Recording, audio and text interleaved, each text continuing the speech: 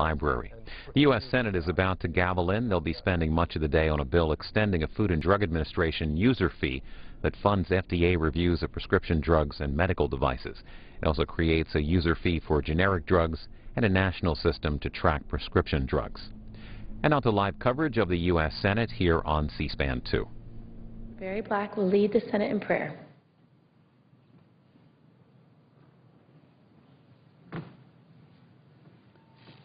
Let us pray. Eternal God, you have made all things well. Thank you for the light of day and the dark of night. Thank you for the glory of the sunlight, for the silver splendor of the moon, and for the star-scattered sky. Thank you for the hills and the sea, for productive city streets, for the open road and the wind in our faces. Thank you for hands to work, eyes to see, ears to hear, minds to think, memories to remember, and hearts to love. Thank you also for our senators and their families who strive to serve you and country. Bless them today with a special measure of your wisdom, knowledge, and discernment. We pray in your sacred name. Amen.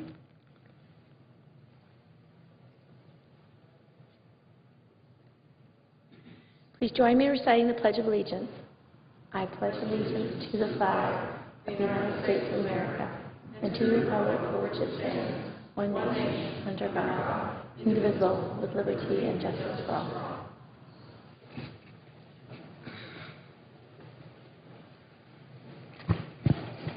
Clerk will read a communication to the Senate. Washington, D.C., May 23, 2012. To the Senate, under the provisions of Rule 1, Paragraph 3 of the Standing Rules of the Senate, I hereby appoint the Honorable Kirsten E. Gillibrand, a senator from the state of New York, to perform the duties of the chair. Signed, Daniel K. Inouye, President pro tempore.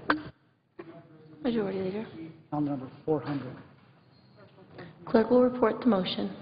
Motion to proceed to counter number 400, S3187, a bill to amend the Federal Food, Drug, and Cosmetic Act, and so forth, and for other purposes. We are now on the motion to proceed to the FDA User Fees bill. The Republicans will control the first half hour, majority the second half hour. We're working on an agreement to consider amendments to FDA bill. We're close to being able to finalize that. We hope to get on an agreement and avoid filing cloture on the bill. Madam President, there are two bills that are due for a second reading. Clerk will read the titles of the bill for the second time. S3220, a bill to amend the Fair Labor Standards Act of 1938 and so forth and for other purposes. S3221, a bill to amend the National Labor Relations Act and so forth. Madam President, I would note the absence of quorum. Clerk will call the roll. Mr. Akaka.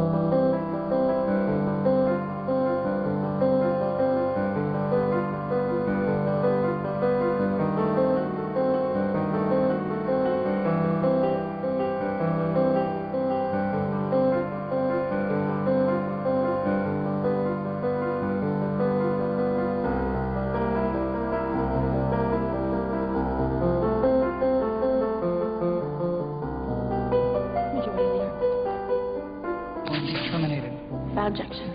The chair read for the second time a couple of bills. I would object to both of them. Objection is heard. The bills will be placed on the calendar under Rule 14.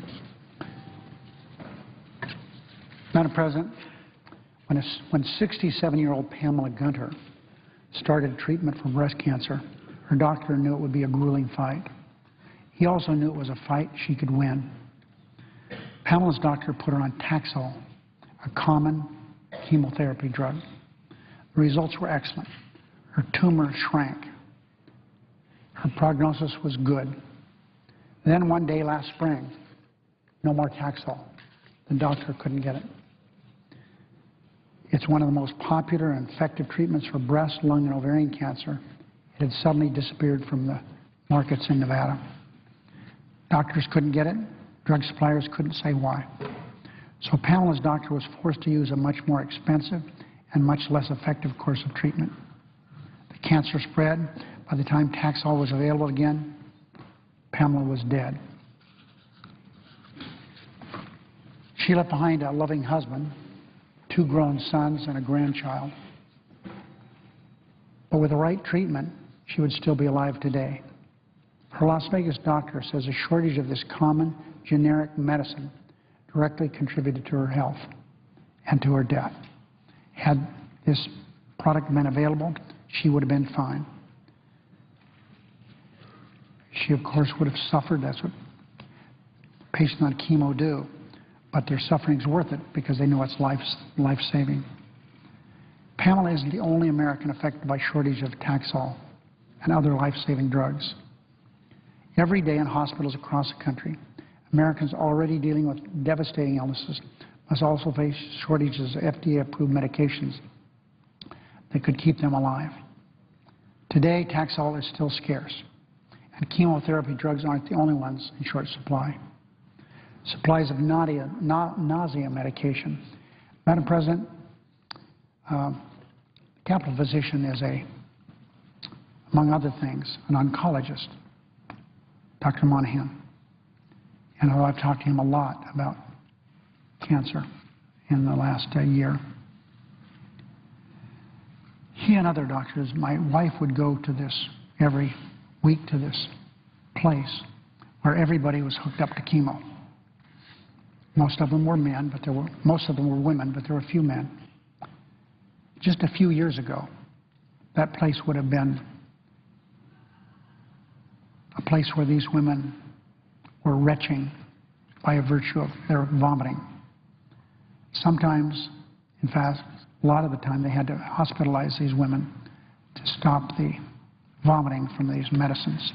But now we have nausea medication that these patients are given to stop their suffering. At least they may be going through a lot of nausea, but they're not throwing up most of the time. But supplies of nausea medications and other drugs that reduce the side effects of cancer treatment are limited. On Monday, one Las Vegas oncologist said he ordered 10 drugs from his supplier. He could get 8. He said that's typical. Doctors never know which drugs will be accessible and which won't. Last year, FDA reported shortages of 231 drugs, including a number of chemotherapy medicines. In the last 6 years, drug shortages have quadrupled, gone up 400%. Now Congress can't solve every problem in this country. We know that. But this is one problem we can solve with cooperation from the drug manufacturers, and it will come about much more clearly if we pass the bill that's before the Senate now. The Food and Drug Administration Safety and Innovation Act, the one I've talked about several times already today, will help establish effective lines of communication between drug makers, the Food and Drug Administration, and doctors. When the FDA gets early warning from manufacturers that shortages are coming, it can act quickly to find alternative sources of medication and ease supply problems by taking, for example, one place where they have a lot of medicine and move it someplace to where they don't. Drug makers averted 200 shortages last year by voluntarily notifying the FDA of trouble on the horizon. But many shortages, perhaps all 231 last year, could have been prevented if drug makers had shared information with FDA. our bill will make that necessary and allow it to force it to take place. That's why Congress must act quickly to pass the legislation that's now before the Senate, which will ensure the FDA has the resources to approve new drugs and medical devices quickly and efficiently. Passing this legislation won't bring Pamela back. It won't give her another day to spend with her husband, another week to say goodbye to her sons, or another year to get to know her grandchild. But this legislation will help prevent drug shortages, like the one that took Pamela away from her family far too soon. So, Madam President, as I indicated when I opened the Senate today, we're very close to being able to have an agreement, a path forward on this bill. That would be really a good thing for the country. I hope we can arrive at that by 11 o'clock today.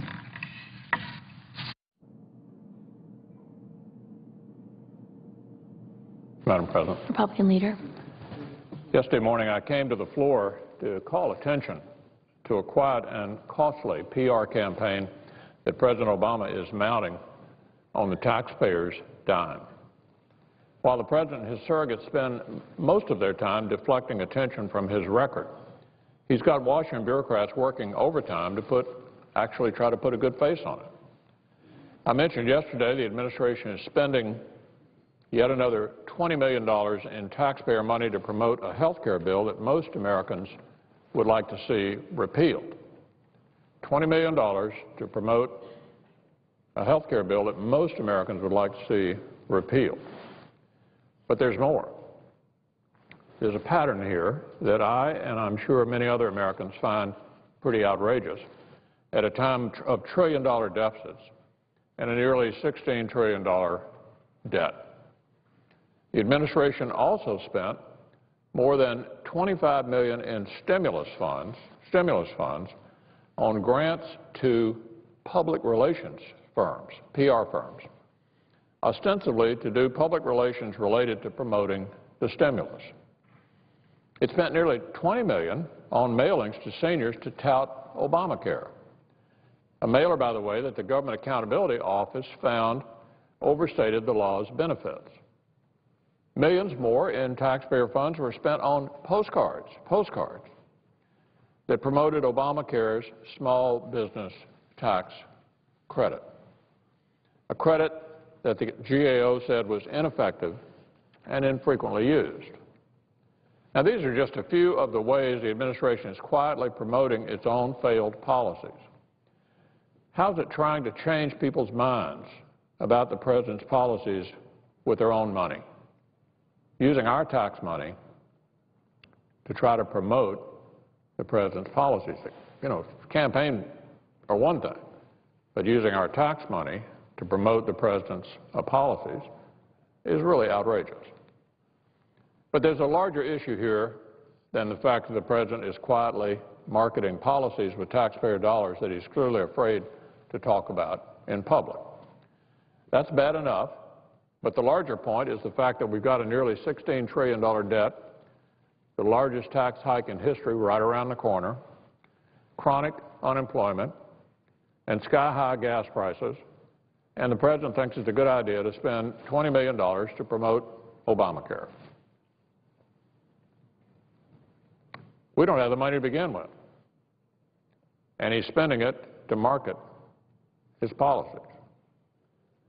The President needs to face the facts. Americans do not want him spending their hard-earned money trying to spin policies they don't like. How about setting some priorities first? How about working with us to lower the deficit and the debt? How about working with us to fund things that we actually need? We're more than ready to work with the President, as I've said time and time again over the past few years. But he needs to set some priorities, and he needs to lead. Madam President, I yield the floor. Under the previous order, the leadership time is reserved. Under the previous order, the following hour will be equally divided and controlled between the two leaders or their designees, with the Republicans controlling the first half and the majority controlling the final half. Madam President. Senator from Wyoming. Well, thank you, Madam President. Madam President, I'd like to speak this morning following up on the wonderful comments made by the minority leader specifically about the health care law and the ways that taxpayer dollars are now being wasted and spent in what appears to be, to me at least, a propaganda campaign by this administration to promote a health care law that the American people have, at least a majority of them, when asked about it, think should be found to be unconstitutional by the Supreme Court, and so many Americans want to see repealed and replaced. And, Madam President, over 2 years ago, President Obama and Democrats in this very body and across the hall, the leaders in Congress jammed a health care law through Congress, and it was drafted completely behind closed doors. We all recall Nancy Pelosi famously saying at the time that first you have to pass it before you get to find out what's in it. And I've come to the floor week after week after that with a doctor's second opinion about the health care law to make sure the American people know what's in it. And week after week there have been more things found out about the health care law that has made it even more unpopular today than it was at the time it was passed and signed into law by President Obama. Americans knew what they wanted. They did want health care reform. They wanted to be able to get the care they need from the doctor that they want at a price they can afford. And yet when I go to town hall meetings all across my home state of Wyoming and meetings in other communities, and you ask the question, do you think under the President's health care law you'll be paying more or less for your health care? The hands go up that they're going to be paying more. And then you ask them, do you think that the quality and availability of your care is going to go down under the health care law? And again, the hands go up. And that's not what Americans want, not to pay more and get less, but yet that is what the American people are receiving under this health care law. So I'll continue to deliver this second opinion on the Senate floor so we can continue to talk about what's going to be the impact on Americans' lives as a result of the health care law. Now, for over 2 years, the news about the law has not been good for those who support it, and the country has had opposition to the law continue to increase. Today, 56% of Americans oppose the President's health care law. You say, why is that? Well, there are a number of reasons. One is the health care law is adding to the national debt. We just heard the Republican leader talk about the incredible national debt that the American people are facing. The health care law has increased premiums that people have to pay for their own insurance directly as a result of the health care law being passed. The President promised if you like what you have, you can keep it, but it's actually the health care law has made it harder for workers to keep their employer-sponsored health care coverage. People want to have choices. They want to have patient-centered care, yet this health care law established an unprecedented board, unelected bureaucrats, who will, by their decisions, have a direct impact on whether patients can get to see a doctor, whether they can receive care. When you look at the incentives that are part of this health care law, the incentives actually, to me, appear to encourage employers to either fire workers or stop providing health care coverage. To me, this health care law is discouraging to students who otherwise might pursue a career in the medical field to provide care for Americans. And in my opinion, this is a law that has actually weakened, not strengthened Medicare. And it has done that by by taking $500 billion away from our seniors on Medicare, not to help strengthen Medicare, but to start a whole new government program for someone else. And the Medicare actuary came out with a report just last Friday to say when you actually get into a realistic assessment of the impact of this health care law on Medicare, it weakens it. It shows that Medicare going broke sooner than initially thought. And this report on an actual realistic look of the impact of the health care law on Medicare is it's going to make it that much harder for our seniors on Medicare to get the treatment that they need, to actually even get to see a doctor, to find someone to care for them because of the implementation of this law, which takes $500 billion away from Medicare not to strengthen or save Medicare, but to start a whole new government program for someone else. So I could go on and on with the legitimate complaints about the law. We've made it clear for over 2 years that the law is bad for patients. It's bad for providers, the nurses and the doctors who take care of those patients, and it's terrible for taxpayers. Well, this week we get a response to our long list of serious issues, and the response is from the Obama administration and members of the administration, and what they are doing is essentially doubling down on the president's failed law. Instead of addressing the serious concerns that the American people have about the law and about their own health care, the White House has somewhat come to a conclusion that they've actually done a bad job of educating the American people about the law. So now, just months before the presidential election, the 2012 election, the administration has just signed a $20 million contract for a private PR firm to educate the American people about the law. Now, of course, this is taxpayer funded. So let me repeat, the Obama administration is not going to even acknowledge any of the real problems with the law. Instead, it's going to spend $20 million taxpayer dollars on press releases and more government propaganda. It's important to remember that this isn't the first time the White House has spent millions of taxpayer dollars on trying to spin this law. They realize it's unpopular, but are they addressing the fundamental flaws? No. They want to do more public relations. You know, in fact, this administration spent $700,000 on an advertisement starring Andy Griffith, the television star, about how the law will impact Medicare. And the Internal Revenue Service spent nearly $1 million in taxpayer funds to pay for 4 million postcards promoting tax credits within the law to small businesses. And of course, what we've seen is fewer and fewer small businesses than anticipated actually chose to take advantage, the president would say, I would say, found that they weren't able to qualify for the so-called benefits of the health care law. So what we've seen is the president's law continues to be unpopular, and now the administration chooses to spend taxpayer dollars to try a public relations campaign to make it more popular instead of dealing with the fundamental problems. So here we are millions of dollars later, and it is clear that the White House still hasn't learned what most Americans understand. Good policy is good communication. When a law is good, it sells itself. Americans immediately reap the rewards and appreciate what has been done.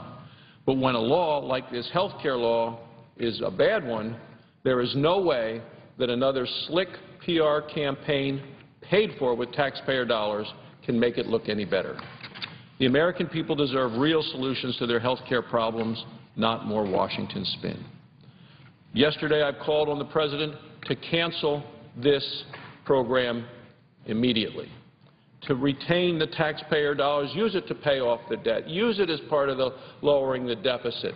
Don't send it to a PR firm to try to spin this law. We need to repeal this law. We need to repeal this health care law, replace it with a better plan. Instead of wasting millions of taxpayer dollars on this PR campaign, we need to go back to the drawing board. Americans deserve to be able to get the care they need from the doctor that they want at a price they can afford. That's what I'll continue to talk about on the Senate floor as I offer a doctor's second opinion about the significant failure of the law that passed the Senate, was crammed through the House, and was signed by President Obama 2 years ago. Thank you, Madam President. I yield the floor.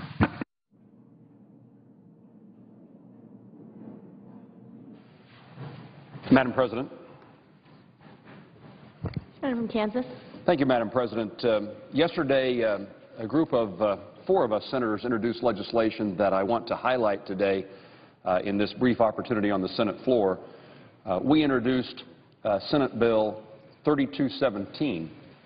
This legislation called Startup 2.0. Startup 2.0 was introduced by Senator Warner, Senator Coons, Senator Rubio, and me. to begin the process of trying to create a better entrepreneurial environment in the United States, to create opportunities for entrepreneurs, for innovation, to grow the economy and create jobs. And I want to personally thank those 3 senators, two of us Republicans, 2 Democrats, who decided that this common phrase that we hear around Washington, D.C., we can't do anything this year because it's an election year, is nothing that we're willing to tolerate. We didn't get the marching orders, the instructions that say you can't work and accomplish good things for America just because there's a November election. And so I want to highlight to my colleagues, in fact, ask them to join us in this effort to grow the number of senators who find this kind of legislation valuable and appealing, and to commit myself to work with Senator Warner, Senator Rubio, Senator Coons to see that we are successful in 2012. This legislation I've talked about before. In fact, Senator Warner and I introduced the Startup Act months ago. We then joined with Senator Coons and Rubio, who had introduced legislation called the AGREE Act. We took the best components of our 2 pieces of legislation and yesterday, as I say, introduced S3217, the Startup 2.0 Act. This legislation has about 5 components. In just broad terms, it is based upon the Kauffman Foundation, a Center for Entrepreneurship based in Kansas City, that is the most world-renowned organization that studies and promotes entrepreneurship. And their proposals that were based upon the research are included in many aspects in this legislation. Part of it is dealing with the regulatory environment that a startup company faces, and to require that the benefits of that regulation exceed the costs. That kind of requirement has been in the law before, but only for the departments, not for the independent agencies. And so we know the independent agencies create lots of hurdles and handicaps in regard to the ability for particularly a young company, a beginning company, a startup company to succeed. And in fact, our legislation, in my view, is based upon something I was told once by an engineer, that for an airplane to fly, there's two forces at work. One is thrust, and the other is drag. And the thrust has to be sufficient to overcome the drag, or you can reduce the drag so the thrust is not so necessary. And that's what I like about this startup legislation, is that it is so focused on reducing the drag, getting the things out of the way. It's not a thrust program, meaning more government programs, more government spending, more government. This is actually things that in this legislation that are designed to get government out of the way and to reduce the drag so that the airplane can launch and can fly and can succeed. One of those, of course, is the regulatory environment. Another is the tax environment. Startup companies face significant challenges in accessing enough capital to get off the ground. We were successful in passing the Jobs Act signed by the President a few weeks ago. This legislation picks up where that legislation left off. And incidentally, I read this morning that already crowdfunding is beginning to develop, a piece of a development that occurs as a result of the passage of the Jobs Act. So once Washington, D.C. creates the let me say that differently. Once Washington, D.C. gets out of the way so the private sector can pursue opportunities, those opportunities are pursued. And we see that already happening with the passage of the Jobs Act in regard to crowdsourced funding, in which we're gathering capital investments from people across the country to help new businesses commence. This legislation, the Startup Act, makes permanent the 100% exemption on capital gains taxes for investments held at least 5 years in a qualified small business, so investors can provide financial stability at this critical point in their growth. The legislation also includes a limited targeted research and development R&D tax credit for startups less than 5 years old. And so we alter R&D, we alter income taxes, we alter capital gains in a way that's designed to create better opportunities for access to credit. We attempt in this legislation to accelerate the commercialization of research. Billions of dollars are being spent, taxpayer dollars, at universities, colleges across the nation, and we want to incent that research to be devoted toward things that can be commercialized, that bring new products, new businesses to market. And so we take existing resources and utilize those dollars to reward those universities that take their research dollars and use them in ways that are more likely to be commercialized. In other words, create products pursue dreams, and ultimately create jobs.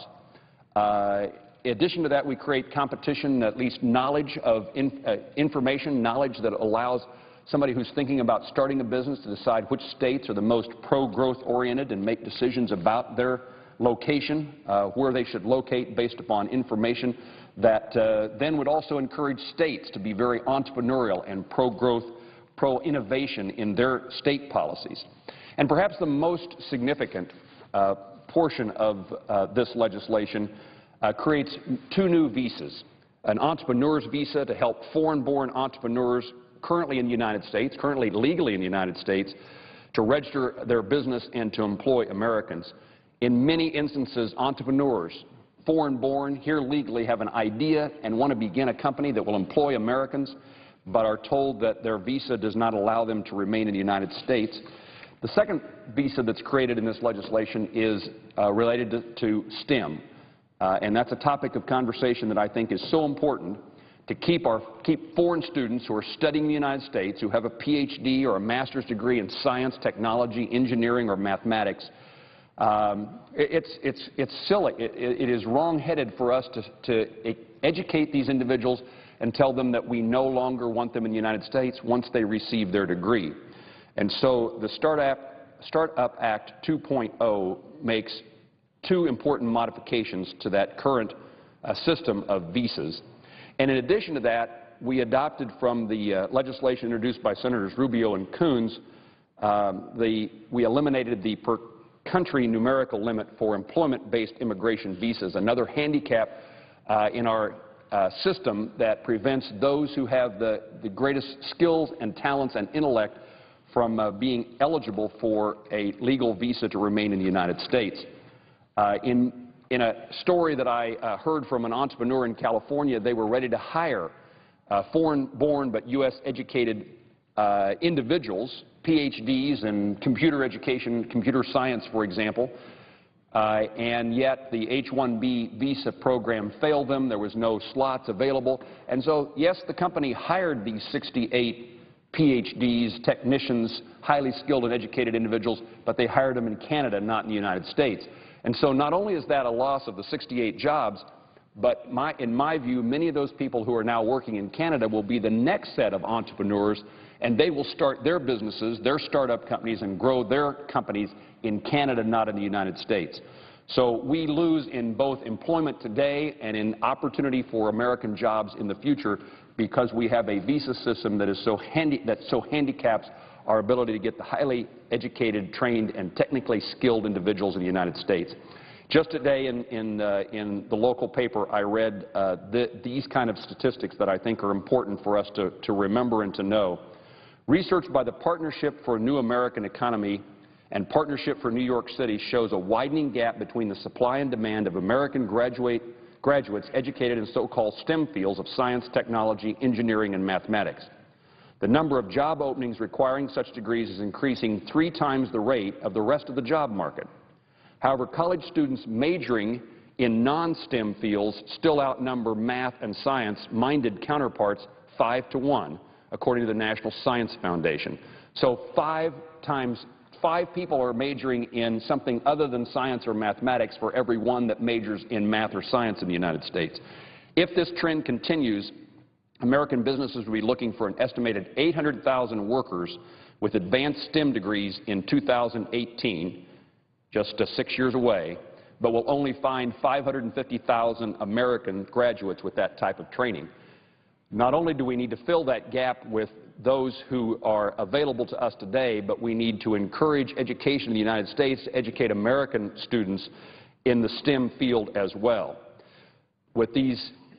Without easing these restrictions, we will have a 60% foreign graduate students in the United States that were enrolled in science and engineering today. So 60% of foreign students are majoring in science and mathematics, not true of American students, and we need to reverse that course. A study earlier this year showed that half of the nation's top venture-backed companies had at least one immigrant founder. 3 out of 4 claim that at least one foreign-born executive. The point being here that we want the economy to grow, we want to create jobs, and we need to do the common sense things that get government out of the way to allow the private sector to be entrepreneurial, to be innovative, and to create great opportunities for Americans today and, equally important, Americans tomorrow. We want our kids and grandkids to have the opportunity to live and work in a growing, exciting economy that requires the Congress to take actions today that create that environment for the private sector to succeed in creating entrepreneurship in the United States. If you look at the last few years, the net jobs filled in the United States have been filled by entrepreneurs, by new startup companies, not by existing companies. And in fact, the trend is that big companies are often laying off workers, while startup companies are the ones obviously hiring individuals. I would ask my colleagues to take a look at the legislation that my colleagues, Senators Warner, Rubio, and Coons, and I introduced, and look forward to working with the leadership of the Senate to see that it receives appropriate consideration. We ought to do all the things that we can do. We ought not ever use the excuse that we can't do everything, therefore we can do nothing. These are all common sense ideas that, in my view, would be supported by at least 80% of my colleagues here in the Senate, and we ought not use the idea that it's an election year, we can't accomplish anything. The country cannot afford to wait. They need our action now. Thank you, Madam President.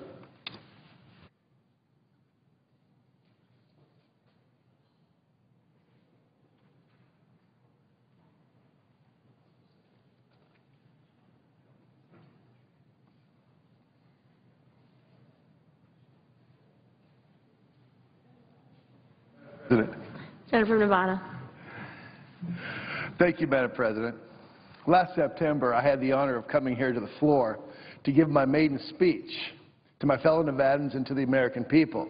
And in that speech, I quoted a great Nevadan, Mark Twain, who wrote, "You are a coward when you even seem to have backed down from a thing you openly set out to do."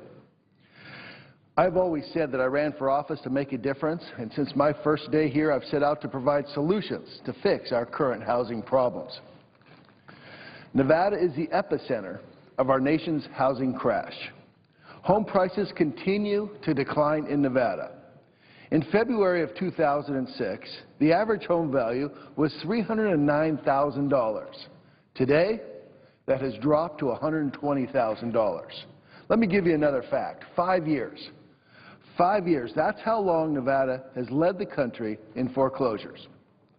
The people of Nevada have suffered far too long because of the recklessness of Wall Street that caused this crash. Many Nevadans are struggling to pay their mortgage or have their homes in foreclosure as a result of poor job market and the economic downturn. Because of the high rates of foreclosure devastating Nevadans, many are being forced to move or to live in a new place. Washington must provide solutions that help those who have been hit the hardest by this tough economy. I have worked on several solutions that I believe that will provide some relief for many of those that are struggling. In February, I introduced the Keep Families in Their Home Act, or just the Home Act. This legislation will allow banks, Fannie Mae, Freddie Mac, to offer long-term leases for foreclosed homes. By doing so, it gives families the opportunity to stay in their homes while also easing the pressure that foreclosures put on home values. The next month, I joined Senator Stabenow to introduce the Bipartisan Mortgage Forgiveness Tax Relief Act, which would ensure that homeowners who owe more on their mortgages than their homes are now worth would not be hit with an additional income tax if a part of their mortgage loan is forgiven. The current Mortgage Relief Act expires at the end of this year, and this bill extends this critical safety net for underwater homeowners through 2015. Today, I'm proud to announce the introduction of the SOLD Act. Home buyers, sellers, and real estate agents have long observed the banks have been slow to approve home short sales. Current delays in approving short sales are a major challenge to consumers and to realtors. These delays can cause canceled contracts and homeowners being forced into foreclosure. Though short sales seem as far better outcome than foreclosure, finding a way to improve and make this process more efficient has been very, very difficult. My legislation, the SOLD Act, would require that mortgage servicers respond to a short sale request within 30 days and make a final decision within 60 days of receiving the purchase offer. By placing a shot clock on these decisions, it will reduce the amount of time it takes to sell property, improve the likelihood that the transaction will close, and reduce the number of foreclosures in Nevada and across this country. Stability in the housing market is critical for long-term economic growth. As Nevada continues to lead the nation in unemployment, it is more important now than ever for Washington to provide solutions and address our nation's biggest problems. Getting Americans back to work and helping families who find themselves in tough economic times should be a priority of every member of Congress. I hope my colleagues will join me in supporting the SOLD Act and help those who have fallen in tough times. Thank you, Madam President. I yield the floor. And I suggest the absence of a quorum. Clerk will call the roll. Mr. Akaka.